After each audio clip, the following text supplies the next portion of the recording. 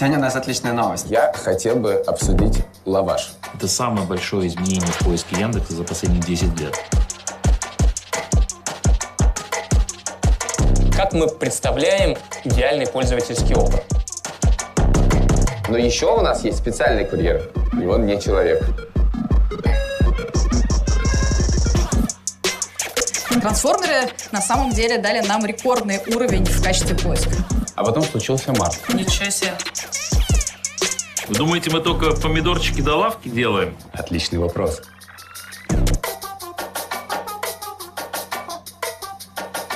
Что взрослая жизнь – это кайф.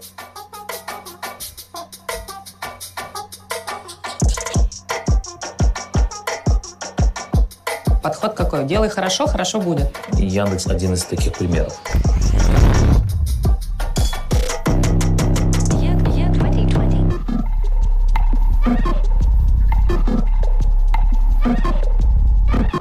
Привет, друзья! Я Алексей Пивоваров, и это не редакция, это Як-2020, большая ежегодная конференция Яндекса. В этом году она проходит в необычном онлайн-формате. Сами понимаете, коронавирус. В ближайшие пару часов мы расскажем и покажем, что произошло в компании за этот год, что происходит прямо сейчас, и покажем несколько важных новинок. Кто мы? Ну, разумеется, сегодня выступят руководители сервисов Яндекса, но главным героем будет управляющий директор группы компании Яндекс Тигран Худовердян.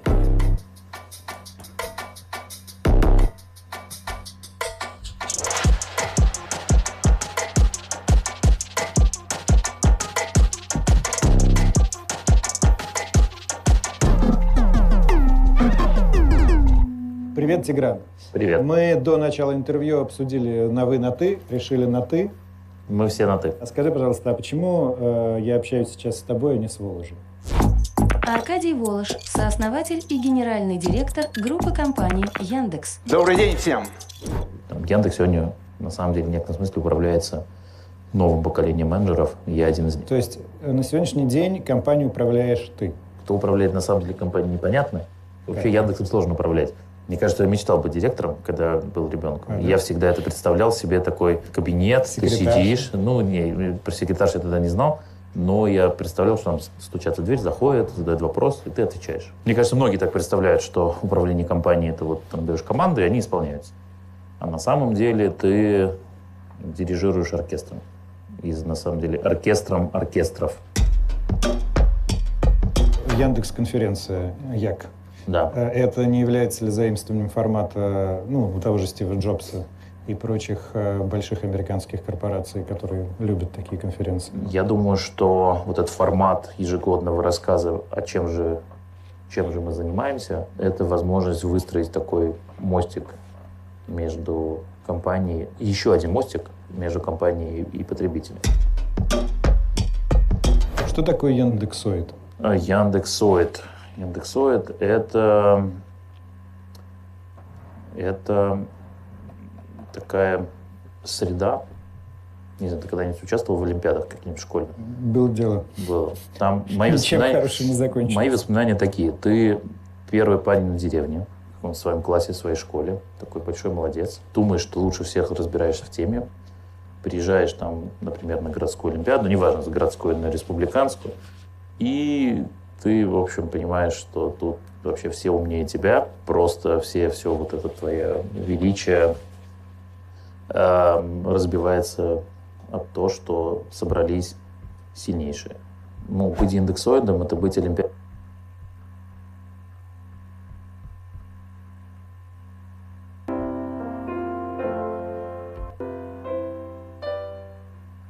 Hello, I'm Graham Fitch, and I'm bringing you this video demonstration on polyrhythms from Steinway Hall in London, and it complements my article on the subject for Pianist magazine issue 89. In order to play a polyrhythm, or a cross rhythm as they're sometimes known, we have to be able to divide a beat into equal parts at will, or better, if you're a teacher, you can do this with your students, on instruction. So let me establish a beat. Here we go. I'm going to divide it first of all in two. 1, 2, 1, 2. Now 3. 1, 2, 3, 4. 1, 2, 3, 4. 1, 2, 3, 4, 5. 1, 2, 3, 4, 5. And do you see how we can do that? We can do that. Hands together. 1, 2, 3, 3, 1, 2, 3, 1, 2, 3, 4, 5, with one of these devices which we're all familiar with, a metronome. That's the first thing we need to be able to do. Let's look at the very simplest polyrhythm of all, and that's a 2 against 3. I'm going to do something rather unusual for a video demonstration on piano playing. I'm going to close the piano up and show you how to do it, first of all, on the fall board. We can do it on a table, you can do it on your knees. Doing a 2 against 3 polyrhythm is not difficult, not difficult. What I've got is 3s going in my right hand and 2s going in my left hand. 1, 2, and 3. And you'll notice that the second note of the duplet falls precisely between the second and third note of the triplet. 2 and 3. So if I'm able to do it on here, I can also do it by walking. This is another very good thing to do.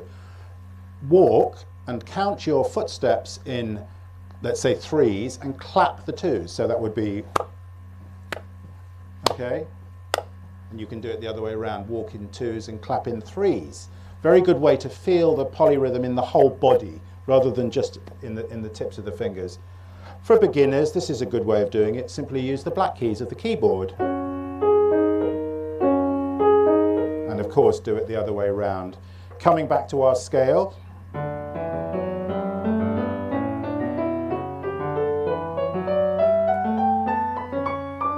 So you'll span 3 octaves in one hand and 2 octaves in the other. If you do it the other way around, which I suggest you do, you'll have to start 2 octaves apart in order to avoid the collision that would happen. 4s against 3s are somewhat more complicated because the hands don't align in quite the same way. They're not quite as neat. So if we're closing the full board again and using a rhyme or a sentence, there's 2 I would suggest. One is, pass the golden butter. Do you notice that that stresses the 3s? The strong parts of those words stress the divisions of 3s. Pass the golden butter. If you want to feel the 4s, and it depends on the circumstance, whether it's a 3 to a 4 or a 4 to a 3, then use the sentence, where did you work today? Where did you work today? And that puts the stresses on the 4s. So you can do the whole thing again on the keyboard with the scale. So you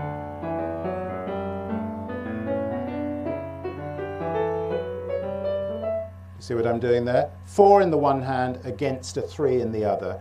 And I like using a scale because we all know our scales at this stage of the game. By the time you're encountering 4s against 3s, you'd better know all your scales. And it's out of the context of the complexities of the piece of music. So it's a very good way of mastering the skill. Let's now move on to an exercise which really does do the job beautifully. And I'm going to change to triplets in the one hand. I'll show you. 1, 2, 3, 1, 2, 3, 1, 2, 3, 4, 1, 2, 3, 4, 1. Do you see how I'm dividing that up? The 5-finger position, up and down, becomes 4s, and the right hand in this case is triplets. So what I do is I alternate one with the other.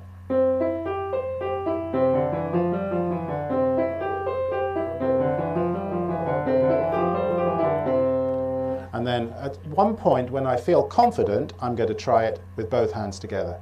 The first time you do it, it'll probably go wrong. Don't immediately go back to the hands together. Go back to the beginning stages. That's really important. It's a little bit like riding a bicycle. You'll fall off several times before you get it right, and then you'll never get it wrong again. So the process for a piece is exactly the same as for that exercise. So if I show you a famous example.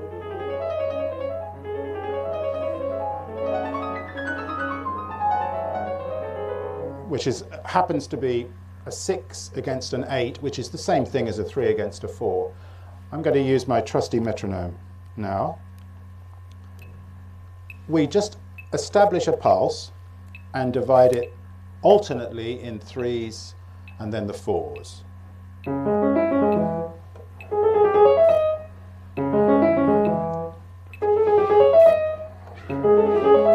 Until such time, let me get rid of this, until such time as I feel confident to just try the both hands together. As I said before, it will go wrong several times before it goes right. And I recommend doing it every day for a while until you have got it. And then once you've got it, you'll be able to do it completely without thinking.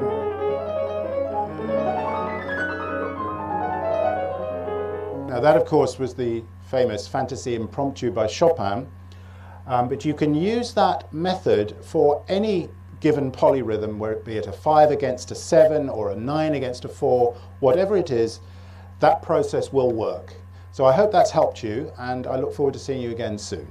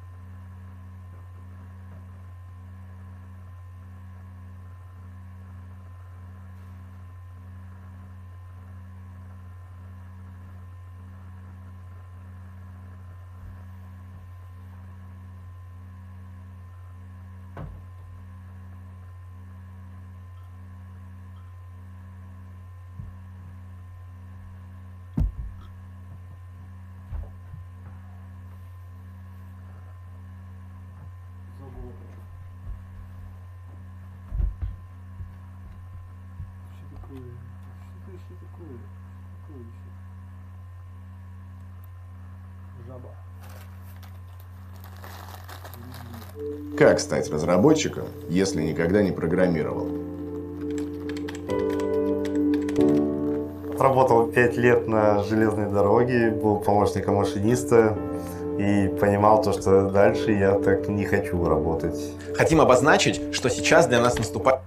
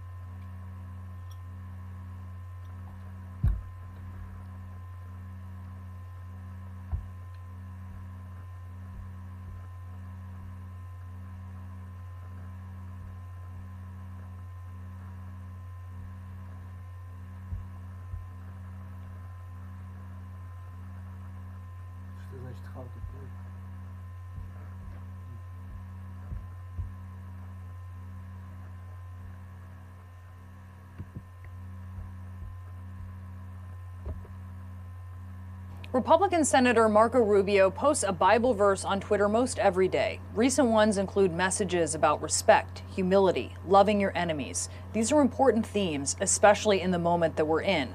But Rubio's daily devotions are often 1-2 punches, accompanied by judgments or attacks.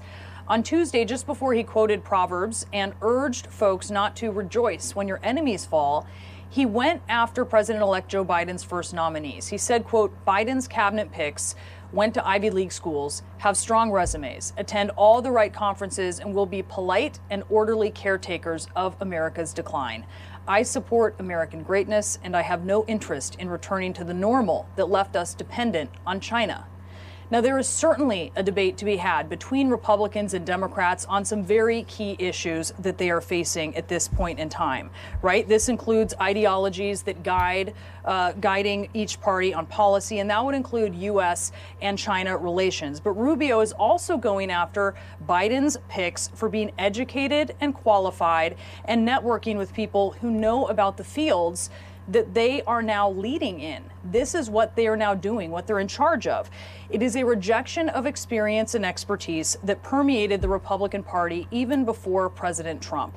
And for someone cynically poking at Ivy League educations, Rubio fails to note that Biden will become the first president in 4 decades without one, without an Ivy League education. Add Kamala Harris, and they're the first winning presidential ticket in 44 years without Ivy League stripes. So let's look at President Trump's administration, which for 4 years has been at the helm of the American greatness that Rubio champions. It's full of people who went to Ivy League schools: Harvard, Yale, Columbia, Dartmouth. Trump himself attended UPenn. Jared Kushner, the president's son-in-law and senior advisor whose portfolio constantly eclipses his expertise, went to Harvard. In The Price of Admission, Daniel Golden's book about how, quote, the rich buy their underachieving children's way into elite universities with massive tax-deductible donations, it was revealed that Kushner's attendance at Harvard followed his father donating $2.5 million to the school. Now, the Kushner family denies that there was any connection between the cash and his acceptance. Rubio's chief of staff, though, he went to Stanford Business School. Not Ivy League, but it's the closest thing we West Coasters have to it, and it's arguably as difficult to get into as Harvard's business school. Rubio's former campaign manager taught at George Washington University, and on his bio page, he touts himself as a featured speaker at Harvard.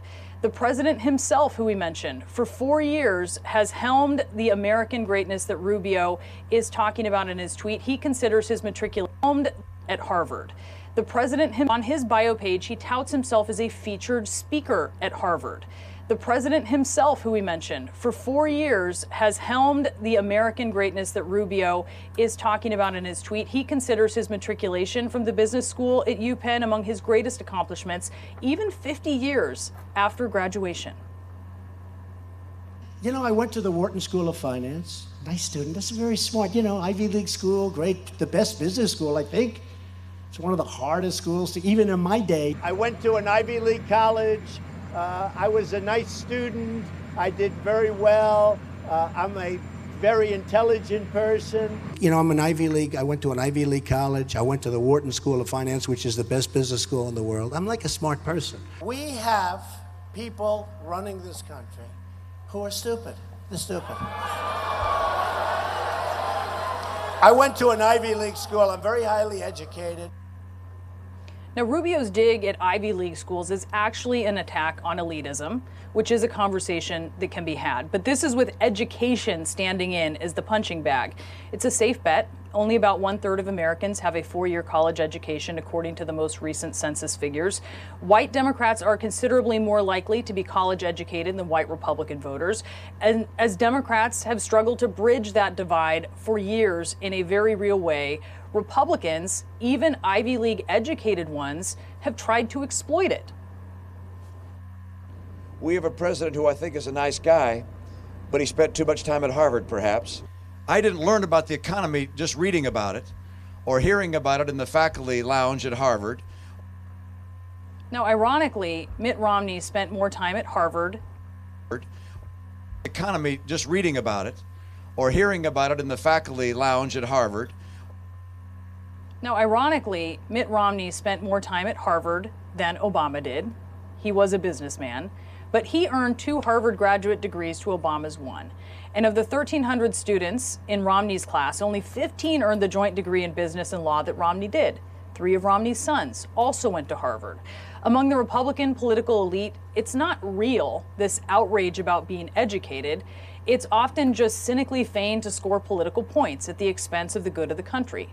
Take coronavirus, where scientists say that wearing masks and living temporarily with common sense restrictions will help keep our fellow Americans alive. We get this from the Republican governor of South Dakota, where there are no restrictions in place and where 43% of the tests came back positive last week, according to Johns Hopkins. We are not and will not be the subjects of an elite class of so-called experts. We, the people, are the government. Now remember this, as Governor Noem fans the disdain of spending one's life devoted to learning about something. She doggedly pursued her own college education years after it was interrupted in her 20s when her dad passed away and she had to take over the family business. She reportedly received intern credits for serving as a member of Congress after she was elected in 2010, which is perhaps the best internship ever. And she spoke at a South Dakota State University. Reportedly received intern credits for serving as a member of Congress after she was elected in 2010, which is perhaps the best internship ever. And she spoke at a South Dakota State University commencement even before she had graduated from the school in 2011. Her education meant a lot to her. There used to be an intellectual center on the right, espousing principles which you may or may not agree with, individual responsibility and limited government. And it was the basis for an actual debate in the country on how to govern America, on what America can achieve with its influence. Increasingly, Republicans in power have banished their own principles, and instead they're focused on what?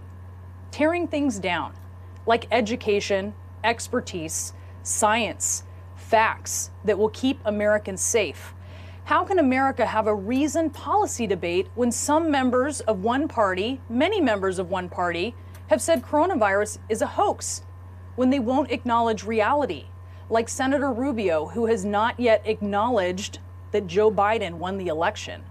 Rubio attended a fine four-year institution himself, the University of Florida, and he takes a cheap shot at people who have a very important job, too, who are only now receiving their first transition briefings in the last day because President Trump and most Republicans haven't acknowledged that they won the election, unless you plan to do that today, Senator Rubio.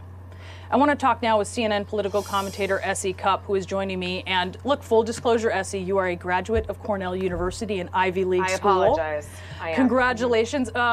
What is your reaction to this? Because on one hand, there's a conversation to be had about elitism, but this tweet really appears to be taking aim at expertise and education as well. Well, it's just so dumb. I mean, as you point out, Marco Rubio is reliably good for a self-own, as he was in this tweet. But the more important point I think that you allude to is this anti-intellectualism, anti-expertise, anti-experience project. Tweet really appears to be taking aim at expertise and education as well.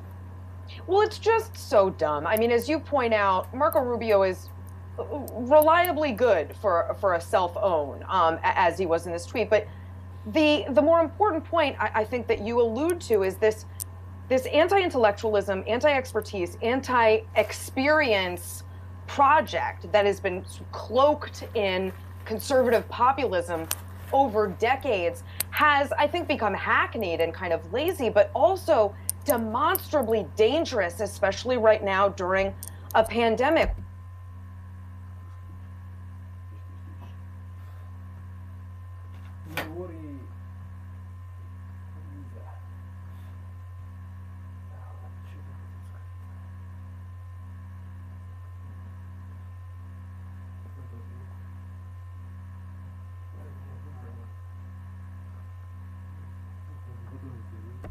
We have seen what a lack of expertise means in real lives. So I think now is exactly the time that you'd want people who know what they're doing. That does not have to mean they come from great educational backgrounds. It has to mean that you have the right people in the right jobs. Ben Carson, very smart guy, has done very little in housing and urban development because presumably he has very little experience in housing and urban development. Rex Tillerson, a very smart guy, an engineer by trade, was probably not the right guy for Secretary of State. So it's about finding the right people, and I think that's what Joe Biden's committed to, regardless of Marco Rubio's dumb swipes. And maybe understanding, you know, what average Americans are going through, right? What are working class Americans dealing with? This is something that Democrats do need to grapple with. They did cede some of that territory in when Hillary Clinton lost. And I mean, can you speak to that a little bit? Because this is an important debate to have about being out of touch or understanding what people are going through. And that can happen regardless of your education. And we saw some of that in the Obama administration, talking over people, talking down to people. Barack Obama was very famously accused of that when he said during his campaign of people in the middle of the country who cling to their guns and religion. That didn't go over well. So that is real, but it has nothing to do with someone's background or education. And slamming someone for having gone to an Ivy League school just sort of as an ad hominem attack is really, it's, again, there's not a better word for it. I know I went to an Ivy League school. It's dumb. It really is just dumb. That's a simple Ivy League word. And then real quick before the best ones. They are. Okay, real quick before I let you go, this talk about whether a Republican would serve on Joe Biden's cabinet. I mean, what's your thought on that? Who might this be? What do you think would be a good fit or a good candidate? I think you'll definitely get one or two. I think John Kasich's a good bet. Jeff Flake might end up in there. Cindy McCain, who obviously is the widow of one of Biden's closest friend, John McCain, I think is a good bet. I mean, I wouldn't look past her. They have a great relationship. So that could be